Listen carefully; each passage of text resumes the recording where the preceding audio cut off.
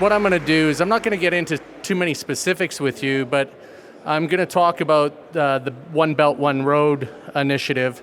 My company, Tehama Capital Corp, we have a small office here, and I have an office in Hong Kong, and I do a lot of work with outbound capital out of China and into Southeast Asia. The first thing that I always tell anybody that's interested in what's going on in China and trying to understand China is first to increase what I call your China IQ, so that you have a really good perspective of how they view the world. And I think this goes for any country in the world, is that obviously the Western viewpoint of the world that you see from talking heads on CNN or CTV or anything like that isn't necessarily how the rest of the world is viewing its situation.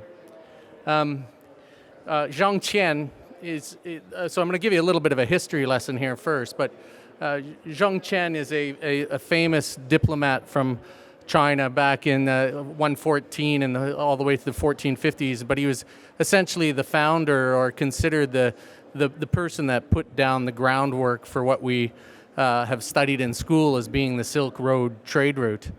It's very interesting. It's sort of the known part in Western studies of what the Silk Road entails.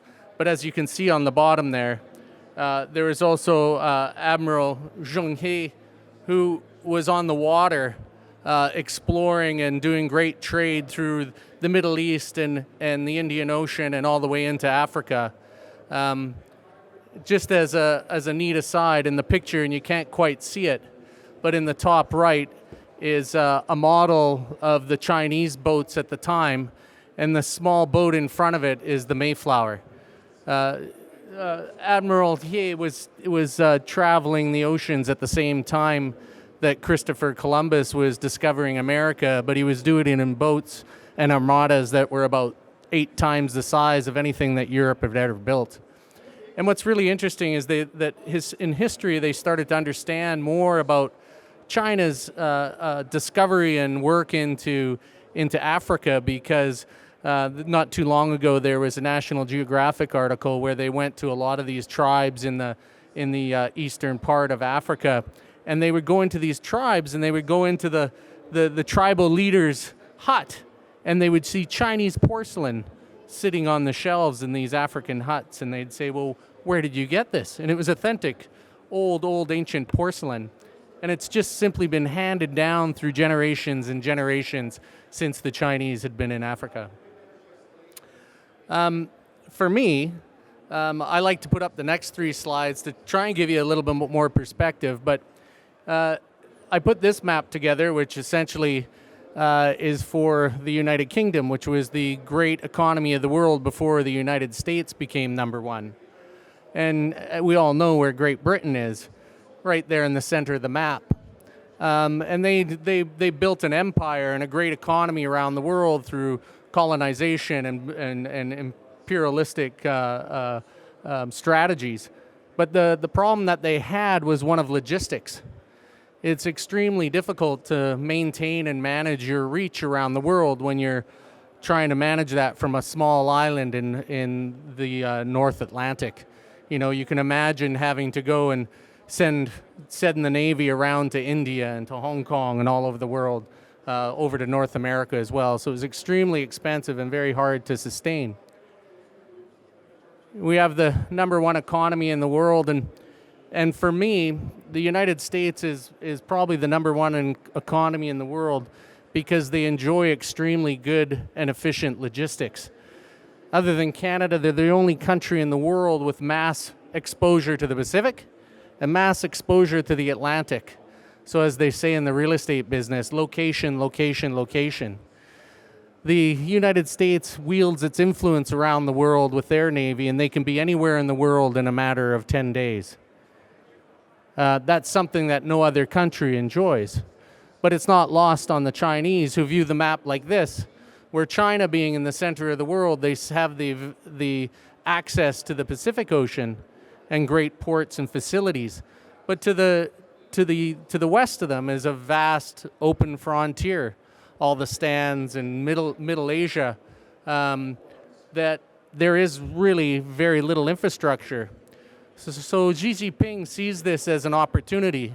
He sees it as extending that sort of, they have the Pacific, but that other great logistical reach that they need in order to tap into the European market and reignite the old Silk Road and the old Silk Belt, right? So essentially, this is from venture capitalists who put out a visual of the One Belt, One Road initiative. And as you can see here, the interesting part is that the belt is actually the overland route, and the road is actually the sea route. It's not just an east-west infrastructure build-out. If you look, for example, you see a red line that runs through Pakistan. You see the white lines that run through down the peninsula of Thailand. And so there's all these other economic corridors that they're building as well. The whole initiative is anywhere between $4 and $8 trillion. This is a magnitude of expenditure of multiple times of what the Marshall Plan was after World War II, when the United States put together an infrastructure plan to rebuild Europe. It covers 62% of the global population. You can see some of the statistics down there, 35% or 31% of GDP. It's an immense undertaking. I won't go, I'll just skip over this because we kind of went through it, but you can see there's the various corridors on each side, so it's much more than just a maritime and an overland route. This infrastructure spending, this slide's a little bit dated, but the infrastructure investment in One Belt, One Road has already started. It's happening now, it's occurring. We don't really see a lot of it in Western media. Some people I know, even here in Vancouver, where we enjoy have a very high Asian population and influential Asian population. Outside of that, not a lot of people know about it. But this does have the potential to impact commodities, which is why you're here today. So just to give you some idea, we have this. This has already been built. This is China to Uzbekistan, a railway 380 kilometers long that's already transporting goods, services, and people.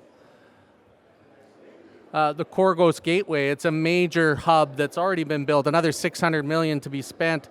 Logistically, it's a very important overland hub and becoming a very major trade zone for the Belt and Road. This one's probably the most interesting one that nobody's ever heard of. But last January in 2017, a train went from China to London, England. Took a whole raft of Chinese products, and that same train then returned back to China full of baby powder and scotch and whatever else that they wanted to ship to China. That's a 12,000 kilometer route in 20 days. It's, as it says here, it's 30 days shorter than going by sea, and certainly a lot more affordable than going by air. So here we'll look at some of the background reason in terms of, we sort of talked about maybe some of the macro reasons, but some of the background reasons, and we'll get more into why this is important for commodities. But China recognizes and sees a regional imbalance that they want to work with. They want to start driving economic benefit to areas that have not necessarily enjoyed that in the past. And they have overcapacity in several sectors, steel, cement, shipbuilding, electrolytic, aluminum, and flat glass, all of which require commodities in order to build. But they want to essentially export that capacity. And in doing so, infrastructure build-out gives you a good opportunity to do so. And then, of course, they still enjoy some very large foreign reserves that perhaps are better spent in infrastructure and influencing areas of the world rather than sitting and collecting dust. This slide is probably the most important slide in terms of how this may or may not impact commodities. So what you have here is all the commodities on the left are China's percentage of first of all, the light green is China's percentage of global production, dark is their consumption. So you'll see on the left where the light green is higher, these are products that China wants to be a producer and exporter of. But on the other side, you have commodities that they're deficient in. So these are the products that they're doing outbound investment in the mining sector and in commodities to import those products into China to fill up that capacity and then export steel and so forth out to the world and into the One Belt, One Road initiative. So for me, you want to keep an eye on some of those commodities that are sort of outside the trend, perhaps, of lithium and cobalt and vanadium and graphite, but are very interesting from a Chinese and very important from a Chinese perspective. So again, this slide actually should have been a little bit earlier, but the magnitude of this build out obviously goes beyond just highways and roads and bridges. It goes into ports and docks and pipelines and power. Power is going to be extremely important, and doesn't matter whether you're producing power or transmitting power or storing power in a battery, it all takes copper. And building out that electrical grid will have a major impact on commodities. Other key factors that you have to look for is, it's fine and dandy to talk about a $4 to $8 million spend in infrastructure, but as we all know, what the exact number is at the end of the day is yet to be determined. So we don't know whether 4 gets done or 8 gets done, and obviously that would impact how much of the commodity impact you have. But there's some other interesting things happening as well. In the last 2 Congress meetings, Xi Jinping has put environment as a priority in China. And we can see this with the amount of battery production that they're building out and basically the all-in bet that they're making into electronics. They are building out, and I'm in China 4 to 6 times a year, and if you go from Shenzhen to Guangzhou, factories that were once building manufacturing men's suits on Friday are now building batteries on Monday. Their installed or planned capacity for battery manufacturing is at least 5-fold that of Korea. Korea is at least 5-fold that of the United States. Europe doesn't even get onto the graph at that point. So it tells you a big part of China's initiative is obviously that the environment is important to them. We've been criticizing for years, but the fact is they're going to change it. They know better than anybody that they need to change it because they're living and breathing it every single day, and they don't want to continue to do that. So what you see as an effect in the mining side is a lot of mines are being closed down. One that's probably of really interest here is China Minmetals. China Minmetals is a major state-owned enterprise in China, and after years, about 4 years of getting warnings about their production facilities in China, Xi Jinping shut that mine and that production facility down. It's a $1.5 billion retro to bring it back up. So that gives you an idea of how serious they are about their environment and the mining. A lot of mines, which are like in many countries around the world, are sort of off-grid. They're not operating under the same standards and conditions that we have here in British Columbia, are completely being shut down. And Xi Jinping, as we all know, has consolidated his power to be able to install and implement some of these plans. When I did this, there's not a lot of data on the actual number of impact that it's going to have, but the day before I did this presentation in Toronto, BHP came out with a projection there where they figure that there may be an additional of 3 to 4% demand growth on top of the current 1% forecast just for One Belt, One Road. Now that's on 400 projects that they viewed, and they do believe will get into construction. HSBC, obviously, like I said earlier, has come out and said, we don't know really how much out of 400 projects will or will not be built. So there is a caveat there. From my perspective, there's really right now still, despite what has happened in Canada in terms of project build-out, which is unfortunate, we're traveling around the world right now. I can tell you the international community looks at Canada a little bit oddly these days, that a company can come here and spend $1 billion on a project and then the government says no. That's kind of like what you'd expect in maybe Indonesia or Mongolia. When there's a government change, they disregard what the previous government put into play. But Canada and Australia are still very much a high priority for China in terms of investment into mining and energy. But another one that can't go overlooked is Kazakhstan, because Kazakhstan has tremendous resource wealth, and it's ideally located in terms of the logistical proximity to the build-out of the Belt and Road. So companies that might be participating in opportunities there may be something for you to consider.